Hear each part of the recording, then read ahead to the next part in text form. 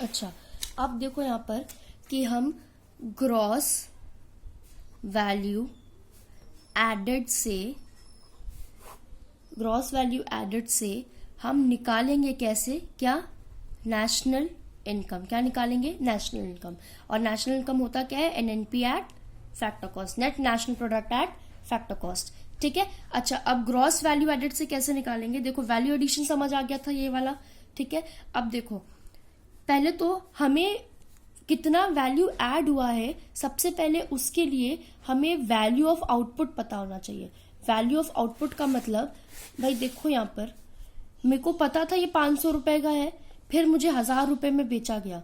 ठीक है, ये जो 1000 रुपए है ना, यही तो वैल्यू ऑफ आउटपुट है। वैल्यू ऑफ आउटपुट का मतलब क्या होता है? Market value of the good, market value of the good. ये वैल्यू ऑफ आउटपुट मतलब जो आउटपुट है, जो गुड है, ठीक है, उसकी वैल्यू। तो ये 1000 रुपए में पता था, ये इस यहाँ पर जब मिस्टर बी को बेचा गया इसकी वैल्यू पता थी, तभी तो हम निकाल पाए ना कि कितना वैल्यू ऐड किया गया है।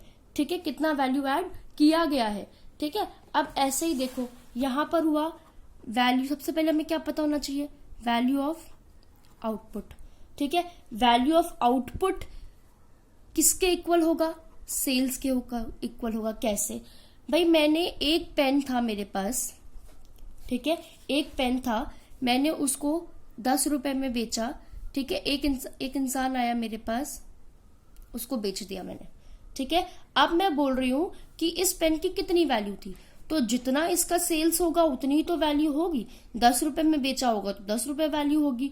ठीक है, 20 रुपए में बेचा होगा तो 20 रुपए वैल्यू होगी। ठीक है, 4 लोगों को बेच दिया यहीं पर,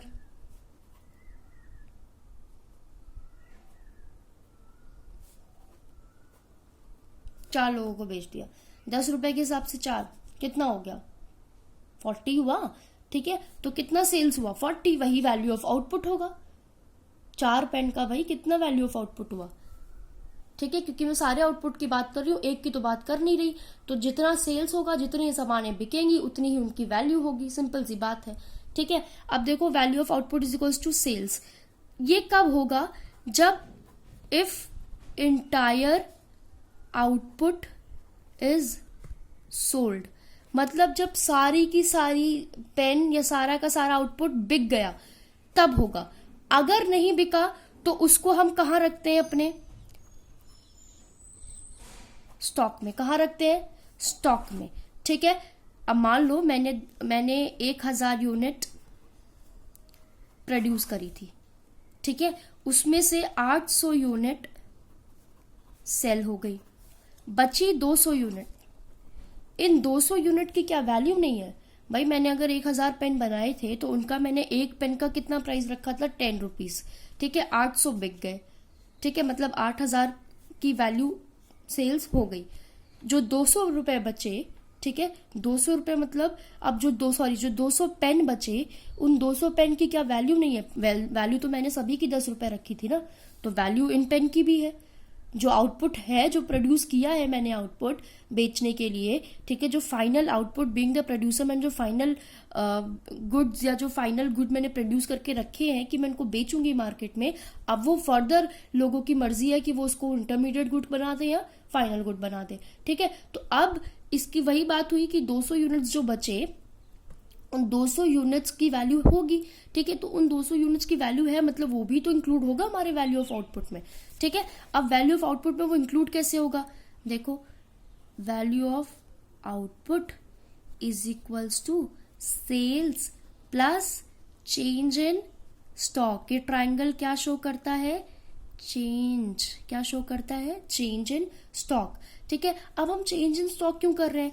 ये मैंने बहुत पहले बताया था कि नेशनल इनकम हम एक अकाउंटिंग ईयर का निकालते हैं। ठीक है, हो सकता है पिछले साल का कुछ हमारे स्टॉक में पड़ा हो अभी तक। ठीक है, तो हम नेशनल इनकम तो इस साल का निकाल रहे हैं, तो इसीलिए हम स्टॉक का चेंज निकालेंगे। वो कैसे निकालते हैं? Closing stock minus opening stock. मतलब, ठीक है, मतलब देखते हैं यहाँ पे 1 अप्रैल से 2019 आपके जो स्टॉक था उसमें 10 पेन पड़े होते हैं, 10 पेन्स थे, ठीक है। 31 मार्च 2020 20 पेन्स हैं आपके स्टॉक में, ठीक है। अब ये 1 अप्रैल जो 2019 है ना, ये 10 पेन पिछले साल के हैं। क्योंकि अकाउंटिंग ईयर तो हमारा 1 अप्रैल से शुरू होता है, अब हम इस साल से जब कैलकुलेट करेंगे तो हमारे पास कितने आ गए, 20 पेन्स, ठीक है। मतलब इस साल कितना एडिशन हुआ है, 10 पेन्स का हुआ है एडिशन, ठीक है। तो हम इस साल की बात कर रहे हैं, कैसे पता चला, मेरे पास जितने अभी हैं उनमें से मैंने माइनस कर दिया जितना मेरे ईयर के स्टार्टिंग में था, वही मैं कर रही हूं यहाँ पे, क्लियर। उसके बाद अब आते हैं,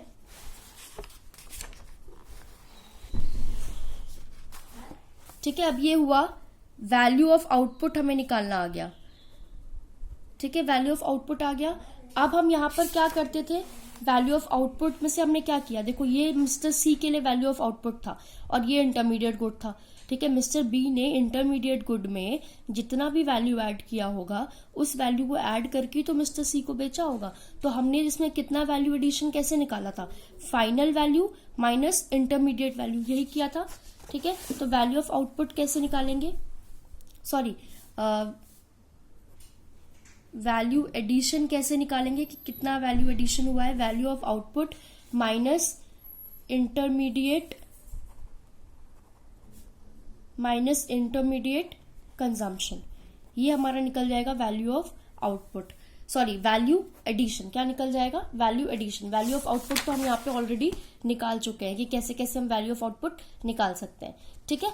ये आ जाएगा हमारा वैल्यू एडिशन कि हमने कितना वैल्यू ऐड किया है। वही चीज मैंने वहां पे बताई थी कि मिस्टर ए ने अगर इसको वुड बेचा या चेयर बेचा, ठीक है, तो मिस्टर ए ने जब मिस्टर बी को बेचा होगा, ठीक है, मिस्टर ए के लिए वही चीज इंटरमीडिएट गुड होगी, तो इंटरमीडिएट गुड में उन्होंने कितना वैल्यू ऐड किया to make it a final product, ठीक है। देखो यहाँ पे जब बी ने मिस्टर सी को बेचा तो मिस्टर सी ने जैसे ही वुड खरीदा था मिस्टर ए से, तब तक तो इनके लिए फाइनल गुड था जब तक वो उसको आगे ना बेचे, लेकिन जब उन्होंने उसको आगे बेच दिया तो ये मिस्टर बी के लिए क्या हो गया, इंटरमीडिएट गुड हो गया। अब इस इंटरमीडिएट गुड में उन्होंने कितना वैल्यू ऐड किया to make it a final good and to sell it to mister C, ठीक है। यही चीज है, वैल्यू एडिशन कैसे निकालेंगे, value of output minus intermediate consumption. अब वैल्यू एडिशन के लिए, वैल्यू एडिशन में हमारा क्या आ गया, value addition gross value addition, ठीक है। वो कैसे पता क्या आ गया हमारा इससे, जीडीपी एट मार्केट प्राइस, ठीक है। आप देखो जीडीपी एट मार्केट प्राइस निकल आया और हमारा नेशनल इनकम क्या होता है, एनएनपी एट फैक्टर कॉस्ट, ठीक है। क्या होता है, एनएनपी एट फैक्टर कॉस्ट। फिर वही आते हैं ग्रॉस से नेट पे, ठीक है, चेंज करेंगे। उसके बाद डोमेस्टिक से नेशनल पे चेंज करेंगे, ठीक है। मार्केट प्राइस से फैक्टर कॉस्ट में चेंज करेंगे और फाइनली हमें हमारा एनएनपी एट फैक्टर कॉस्ट मिल जाएगा, क्लियर।